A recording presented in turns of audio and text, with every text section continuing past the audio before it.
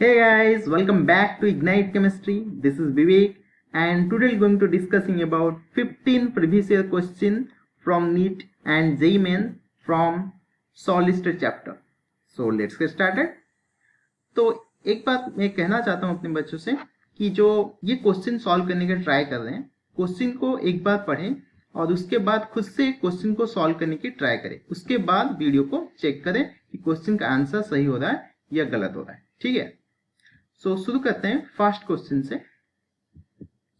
पहला क्वेश्चन है the number of atom per unit cell BCC and FCC is respectively. ये AIEEE 2002 में आया था, तो बहुत बेसिक सा क्वेश्चन है ये। तो बीसीसी के में जो एटम रहता है वो 2 एटम रहता है एंड एफसीसी में जो एटम रहता है वो 4 एटम रहता है। ठीक है, तो आंसर हो जाएगा 2 एंड 4। सो नेक्स्ट क्वेश्चन की तरफ चलते हैं। सेकंड क्वेश्चन बोलता है how many unit cell are present in a cube shaped ideal crystal of NaCl of mass 1 gram. तो मतलब ये पूछ रहा है कि 1 ग्राम सोडियम मेटल के पास कितना क्यूब सेल, कितना यूनिट सेल रहेगा। तो हमको पता है जो सोडियम क्लोराइड है वो किस टाइप का पैकिंग फॉर्मेशन करता है, वो FCC पैकिंग बनाता है। और FCC पैकिंग में जो एटम रहता है वो 4 एटम रहता है। ठीक है, FCC में कितना एटम रहता है, 4 एटम। तो नंबर ऑफ यूनिट सेल कितना होगा, नंबर ऑफ यूनिट सेल के लिए फॉर्मूला हो जाएगा number of atoms of NaCl divide by 4। अभी नंबर ऑफ एटम में NaCl निकालेंगे, तो नंबर ऑफ एटम निकालने के लिए हमको मोल चाहिए। अभी हमारे पास वेट ऑफ सोडियम क्लोराइड क्या है, वेट ऑफ सोडियम क्लोराइड है 1 ग्राम। तो सोडियम क्लोराइड का मॉलिक्यूलर मास क्या है, मॉलिक्यूलर मास ऑफ NaCl हमको पता है, दैट इज इक्वल टू 58.5। तो नंबर ऑफ मोल कितना हो जाएगा, नंबर ऑफ मोल हो जाएगा 1/58.5 जो निकल के आएगा 0.017 मोल। और एक मोल का वैल्यू पता है, एक मोल होता है 1 मोल का वैल्यू होता है 6.023। अगर 6.023 को हम ले सकते हैं 6 × 10⁻23, तो 023 लेने की कोई जरूरत नहीं है। तो एक मोल इतना हो जाएगा, तो 0.17 मोल कितना होगा, 6 × 10⁻23 इंटू 0.017। तो ये वैल्यू निकल के आएगा, ये वैल्यू निकल के आएगा 0.102 इंटू 10⁻23। तो ये जो वैल्यू निकल के आई इसको हम डिवाइड करेंगे नंबर 4 से, तो नंबर ऑफ यूनिट सेल होगा 0.102 इंटू 10⁻23 डिवाइड बाय 4। तो ये वैल्यू तुम्हें क्या दिख रहा है, ये वैल्यू तुम्हें दिख रहा है 0.102। अगर इसको मैं 100 भी बना लेता हूँ, ठीक है, ये 102 को मैं 100/4 करता हूँ, तो वैल्यू कितना आना चाहिए, 25 के आसपास। ये नो, तो 25 आएगा, तो ये वैल्यू ये वैल्यू के साथ मैच कर रहा है। ठीक है, तो ये वैल्यू एग्जैक्टली आएगा हमारा 0.0257 इंटू 10⁻23। अगर 21 इसको बनाते हैं तो यहाँ पर ये हो जाएगा 2.57 इंटू 10⁻21। तो ये हो गया हमारा आंसर, तो आंसर C हो गया। ओके, सो नेक्स्ट क्वेश्चन को चलते। यहां पर दिया है any compound has a unit cell consist of atom AN at the corner of a cube and BN on the centre of the face of the cube. The empirical formula of this compound would be. पहले एक diagram बनाते हैं, ठीक है, तो आसान सा question है, समझ में आ जाएगा। तो ये हो गया एक यूनिट सेल, यूनिट सेल का एटम A किस कर्नल में है, ईच कर्नल में एटम A है, तो ये हो गया उसका corner. So there are 8 corner में एटम रहेगा, तो ईच एटम का कंट्रीब्यूशन कितना होगा। तो यहाँ पर 8 कर्नल में A एटम है, तो यहाँ पर जो ये है ये एटम A है, ये जो सॉलिड है ये एटम A है। तो बोल रहा है B ion on the centre of the face of the cube. तो B ion centre of the face, ये फेस का सेंटर है, तो इस पोजीशन में एटम बी प्रेजेंट है। तो एक ही यूनिट सेल के अंदर कितना एटम ए है, ए एटम जो प्रेजेंट है दैट इज 1/8 इंटू 8। ये 1/8 हमने क्यों किया? क्योंकि ईच एटम का जो कंट्रीब्यूशन होता है वो 1/8 ही होता है, तो ये हो गया 1 एटम। बी एटम कितना प्रेजेंट है? तो 1/2 इंटू 6, क्योंकि 6 फेस में 6 एटम है और ईच एटम का कंट्रीब्यूशन होता है 1/2, तो ये हो गया 3। तो फॉर्मूला क्या हो जाएगा? AB3। तो ये हो गया answer 4। Okay, so next question.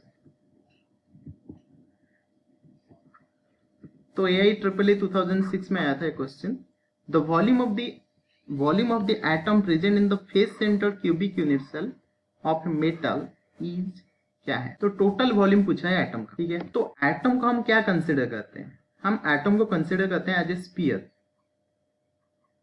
Atom को क्या कंसिडर करते हैं? As a sphere. और स्फीयर का वॉल्यूम क्या होता है? 4/3 पाई आर क्यूब। यहां पर एटम का रेडियस आर दिया गया है, तो आर ही लेंगे, ठीक है। तो ये क्या बोला है कि FCC unit cell, FCC unit cell में कितना एटम रहता है? 4 एटम रहता है, तो बस 4 में मल्टीप्लाई कर देंगे। तो एक स्फीयर का वॉल्यूम ये हो गया, तो टोटल वॉल्यूम क्या होगा? टोटल वॉल्यूम होगा 4 इंटू 4/3 पाई आर क्यूब। तो ये हो जाएगा 16/3 पाई आर क्यूब। तो ये हो जाएगा आंसर। Okay, next question.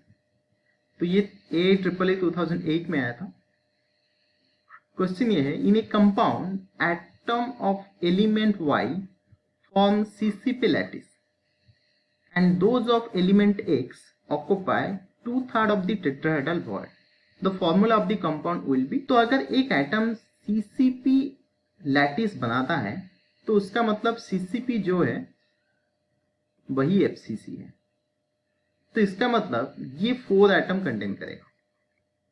तो मतलब I कितना, Y जो एटम है कितना प्रेजेंट रहेगा एक यूनिट सेल के अंदर? 4 एटम। एक यूनिट सेल में 4 एटम प्रेजेंट रहेगा। और हमको पता है जो टेट्राहेड्रल वॉइड होता है वो प्रेजेंट रहेगा डबल ऑफ द एटम। तो अगर 4 एटम प्रेजेंट रहता है एक यूनिट सेल के अंदर, तो टेट्राहेड्रल वॉइड कितना प्रेजेंट रहेगा? 2 इंटू 4, दैट हो जाएगा 8। तो टेट्राहेड्रल 8 वॉइड प्रेजेंट रहता है, और जो एटम X होता है वो 2/3 ऑफ द टेट्राहेड्रल वॉइड में प्रेजेंट है। तो एटम X कितना प्रेजेंट रहेगा? 8 का 2/3 हो जाएगा। 8 का 2/3 कितना होता है? 16/3। तो इसका रेशियो ले लेते हैं।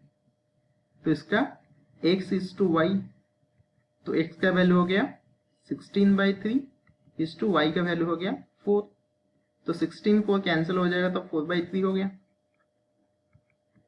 तो ये हो जाएगा 4:3। तो मतलब x का 4 एटम रहेगा, y का 3 एटम। तो फॉर्मूला क्या हो जाएगा? x4y3, option 1। Okay, next question देखते हैं। Edge length of a face centre cubic cell of the ionic substance is 508 picometre. देखो एज लेंथ दिया गया है किसका? फेस सेंटर यूनिट सेल का, और इसका जो एज लेंथ है वो है 508 picometre. If the radius of the cation 110 picometre, the radius of the anion is dash. पूछा है रेडियस ऑफ द एनायन। तो यहां पर पहले दिया गया है FCC अरेंजमेंट है। ए का वैल्यू दिया गया है 508 पिकोमीटर। अभी कैटायन का रेडियस को हम लेते हैं R+, ये हो जाएगा 110 पिकोमीटर। और आनायन का रेडियस को लेते हैं R-, जो पूछा गया है, ठीक है। तो लेट अस कंसीडर आनायन का रेडियस को हम R कैपिटल लेते हैं, कैटायन को प्लस R।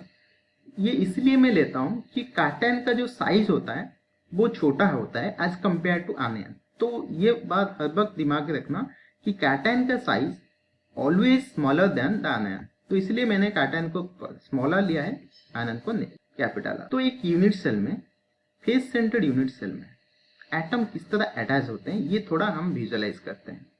तो एटम का ये एक सेंटर हो गया, ये एक सेंटर हो गया, और एक एटम सेंटर में है। तो ये एक एटम हो गया, यहां पर एक एटम प्रेजेंट है, यहां पर एक एटम प्रेजेंट, ठीक है, और एक एटम यहां पर प्रेजेंट है, ठीक है। तो ये ऐसे कनेक्टेड है, और ये जो डिस्टेंस है यहां से यहां तक,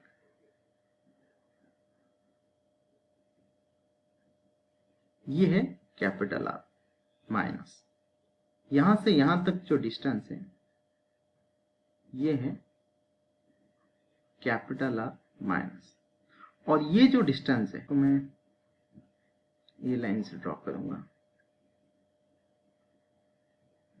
ये तो डायमीटर हो गया, ये है आनयन, ये है आनयन, और ये बीच में जो रहा है ये है cation. Let us consider.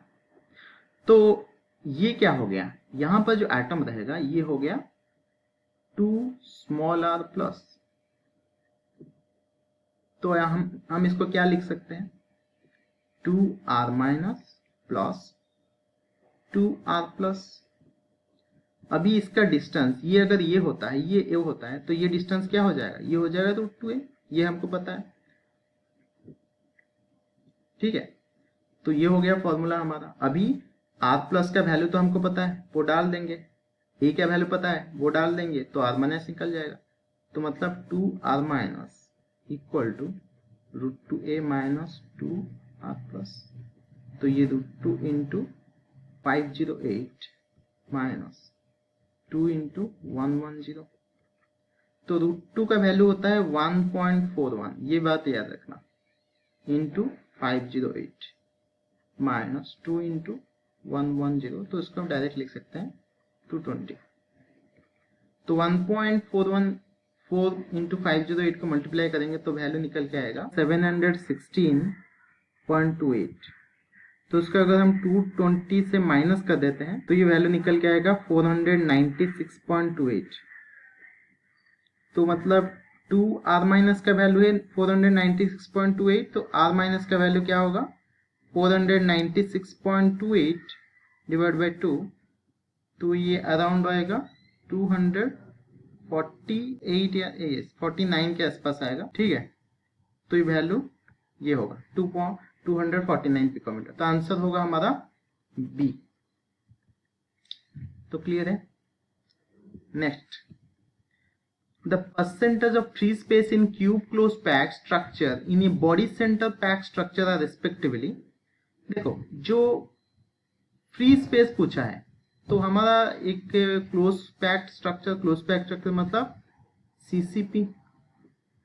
CCP और एफसीसी, उसमें जो पैकिंग होता है वो 74% होता है, और बॉडी सेंटर बीसीसी में जो पैकिंग होता है वो होता है 68%। अगर 68%, तो अगर हम 100 से माइनस कर देते हैं ये वैल्यू निकल के आता है 26% जो फ्री स्पेस रहता है। फ्री स्पेस जो रहेगा ये 26 होगा, और इसका जो फ्री स्पेस रहेगा ये होगा 32%।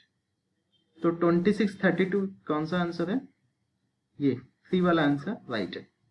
ओके, तो क्वेश्चन नंबर 8 देखते हैं। The radius of the atom calcium ion is 94 picometre and of the oxide ion is 146 picometre. The possible crystal structure of calcium oxide will be dash. देखो यहाँ पर क्या दिया गया है, आर प्लस का वैल्यू एंड आर माइनस का value. जो आर प्लस का वैल्यू है वो कैल्शियम आयन का रेडियस दिया गया है 94 पिकोमीटर, जो आर माइनस का वैल्यू है वो है 146 पिकोमीटर। तो तुम्हें क्या करना है, r plus divide by r minus का वैल्यू निकालना है, इसका रेशियो निकालना है। 94 बाय 146 क्या वैल्यू तुम्हें निकल के आएगा 0.643 पिकोमीटर। और हमारा जो रेंज होता है 0.414 से 0.732 तक, उसको बोलते हैं कोऑर्डिनेशन नंबर 6 होता है, और उसका जो वर्ड होता है वो ऑक्टाहेड्रल होता है। तो यहां पर आंसर होगा ऑक्टाहेड्रल। तो ये वैल्यू तुम्हें याद रखना है। एक रेशियो का डाटा है, मैं नेक्स्ट वीडियो में वो वाला डाटा लेके आऊंगा, तो नेक्स्ट वीडियो में डिस्कस करेंगे। तो ये वैल्यू तुम्हें याद रखना है, रेशियो का वैल्यू क्या है। Next question. Aluminum chloride crystallizes in a body center cubic lattice with edge length of unit cell 390 picometre. तो हमारे पास एल्यूमिनियम क्लोराइड जो है body centre cubic BCC arrangement में है और उसका जो एज लेंथ ए का वैल्यू दिया गया है 390 picometre. If the size of the chloride ion मतलब आर माइनस का वैल्यू दिया गया 180 picometre and the size of the ammonium ion would be, तो मतलब आर प्लस का वैल्यू पूछा है, ये आर माइनस को हम कैपिटल लेते हैं, ये वैल्यू क्या होगा वो पूछा है।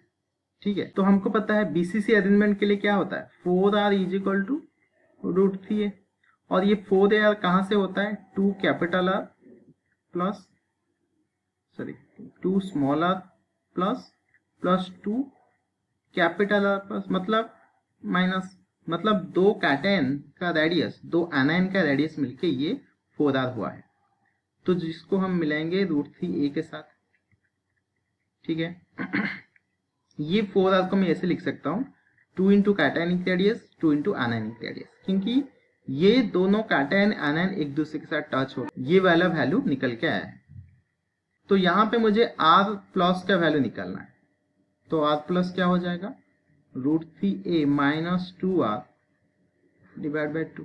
सारा वैल्यू तुम्हें दिया गया है, बस उस वैल्यू को पुट करना है। √3 इंटू ए का वैल्यू है 390 minus 2 into 180 whole divide by 2, तो ये वैल्यू निकल के आएगा, ये वैल्यू तुम्हारा निकल के आएगा 158, नियरली इक्वल टू 158, एग्जैक्टली तो नहीं आएगा, नियरली इक्वल टू 1558 पिकोमीटर। तो ये हो गया आंसर 1, तो आंसर 1 हो गया हमारा आंसर। नेक्स्ट क्वेश्चन देखते हैं। Solid state has BCC structure, ये जेई मेन 2012 में आया था ये question. Solid has a BCC structure, तो हमारे पास स्ट्रक्चर क्या है बीसीसी है। If the distance of nearest approach between two atom is 1.78 angstrom, मतलब दो एटम के बीच में जो डिस्टेंस है वो दिया गया है। ठीक है, तो मतलब दो एटम कैसे रिप्रेजेंट करते हैं, देखो एक कैटायन, ये लेटेस्ट कंसिडर आनायन है, ये बड़ा वाला आनायन है, ये कैटायन है, तो ये जो डिस्टेंस दिया गया है, ये डिस्टेंस हमको दिया गया है, तो ये क्या हो गया, ये r माइनस हो गया और ये वाला डिस्टेंस यहां तक क्या हो गया r प्लस हो गया, तो मतलब r minus plus r plus का वैल्यू है 1.78 एंगस्ट्रॉम, ये वैल्यू हमको दिया गया है। पूछा है एज लेंथ, मतलब a का वैल्यू क्या है पूछा है। अभी बीसीसी के लिए हमको फॉर्मूला पता है 4r is equal to √3a, या इसको ऐसे लिख सकते हैं 4r को 2 into r plus 2 into r plus 2 into r minus is equal to √3a। तो इसमें 2 मल्टीप्लाई कर देंगे तो r प्लस r माइनस नहीं आएगा, तो इसको क्या करेंगे 2 into r minus plus 2 into r plus equal to 2 into 1.78 angstrom हो गया। तो ये वैल्यू क्या निकल के आता है 2 इंटू, तो 1.78 को मल्टीप्लाई करेंगे तो वैल्यू निकल के आएगा 3.46 एंगस्ट्रॉम। तो हम ये लिख सकते हैं 3.46 angstrom is equal to √3a, that implies a is equal to 3.46 by √3 angstrom. ये एंगस्ट्रॉम को पिकोमीटर में कन्वर्ट करेंगे तो क्या हो जाएगा 100 मल्टीप्लाई हो जाएगा, तो ये वैल्यू हो जाएगा 346।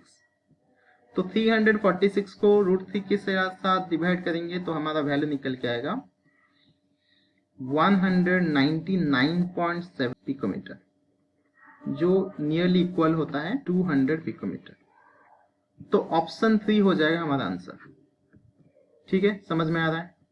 बस इतना याद रखना है, जो नियरेस्ट अप्रोच होता है वो r plus and r minus का वैल्यू होता है, सॉम होता है, r plus and r minus का सॉम होता है।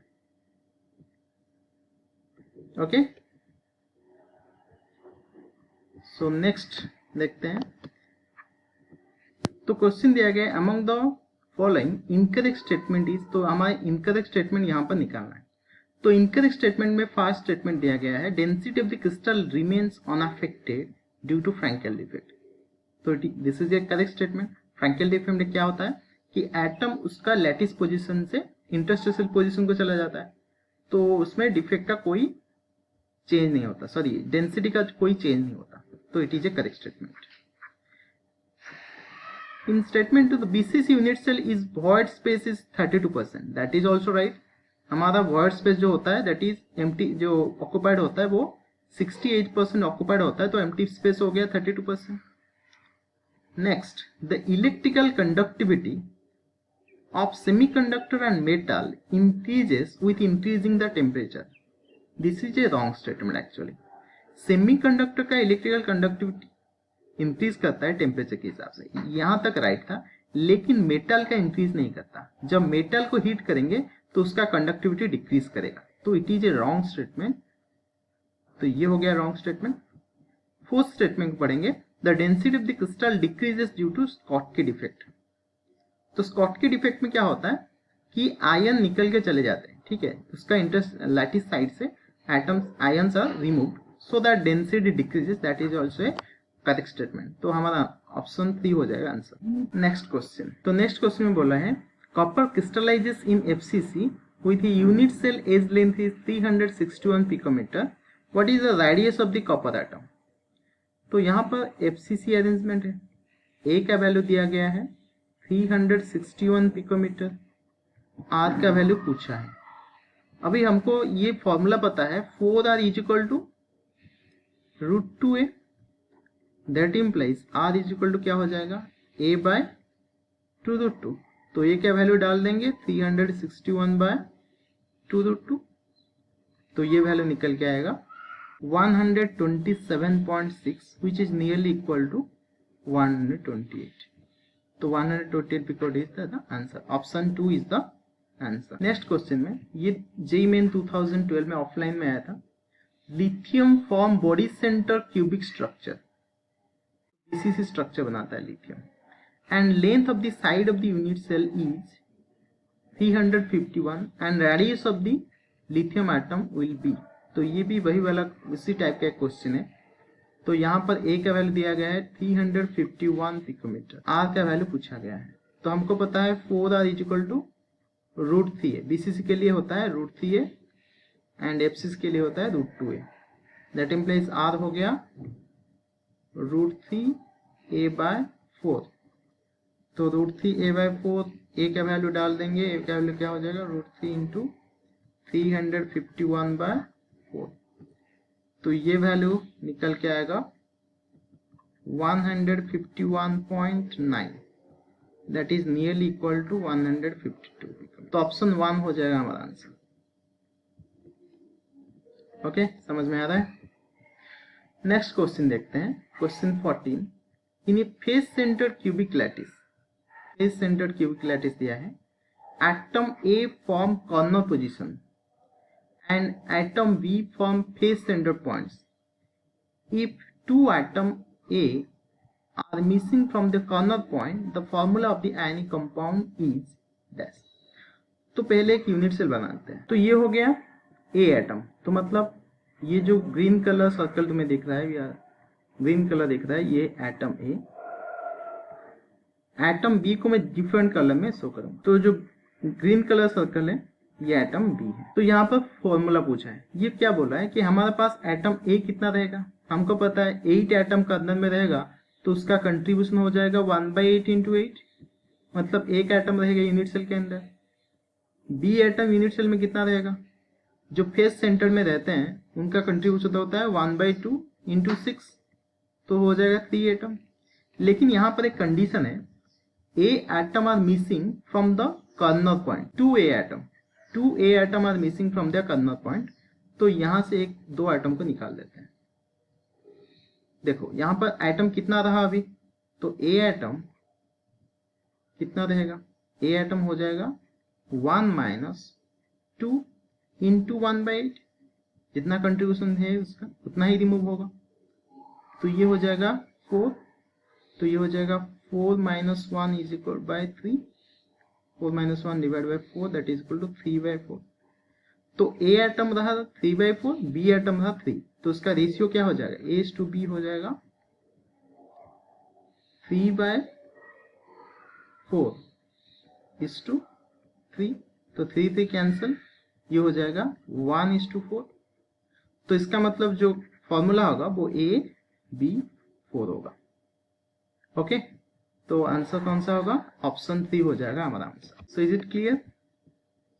Question number 15, which of the following statement about packing in the solid is incorrect? यहाँ पर incorrect statement पूछा है। तो void space in CCP mode of packing is 26, that is right, क्योंकि CCP में जो packing efficiency है that is 74% है, तो 74% से 100 माइनस करेंगे 26% आएगा। It is a correct statement. Option 2 में देखिए, coordination number is hexagonal close packing, mode of packing is 12, that is also right. Coordination number 12 होता है हेक्सागोनल क्लोज पैकिंग में। Void space in hexagonal close packing mode of hexagonal close packing of mode of packing is 32। ये actually wrong है, क्योंकि hexagonal close packing जो packing efficiency है that is 74%। तो 74 को 100 से माइनस करेंगे तो हमें वैल्यू निकल के आएगा 26% एम्प्टी स्पेस रहता है।